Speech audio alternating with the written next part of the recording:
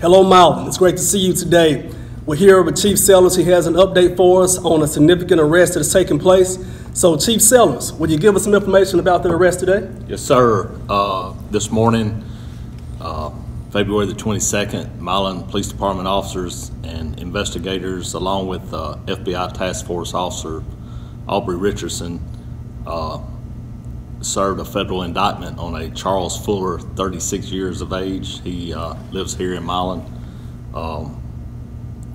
For several months, Milan Police Department has been receiving complaints about Mr. Fuller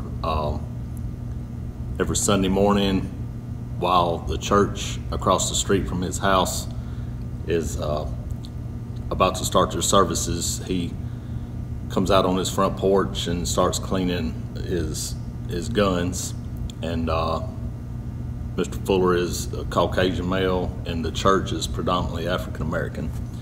And he also from time to time had brought out some items such as a Confederate battle flag and a hangman's noose, and it obviously, with in light of all the shootings in churches and schools and stuff in the past year, made the congregation uncomfortable.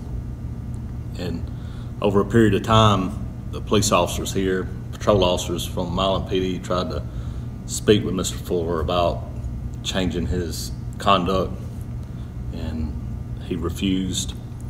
And it got to the point where we were getting so many complaints from him. I come in one morning and ran a criminal history on him and found out that he'd had some convictions in another state that prohibited him from owning or possessing a firearm. So I passed that information along to the detectives, and they drew up a search warrant, executed that search warrant, and found some firearms in Mr. Fuller's house. And we arrested him and charged him in state court.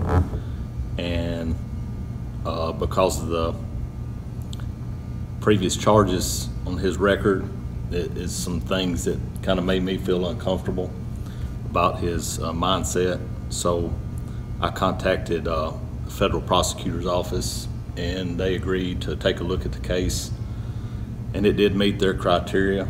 He has some convictions, again, in the federal system that prohibits him from owning or possessing a firearm. And so Tuesday, the 20th of February, they presented the evidence to a federal grand jury, and he was indicted, and he was arrested this morning by Milan PD officers, and FBI Task Force officer was taken to, I believe he'll be housed in the Madison County Jail and await trial there.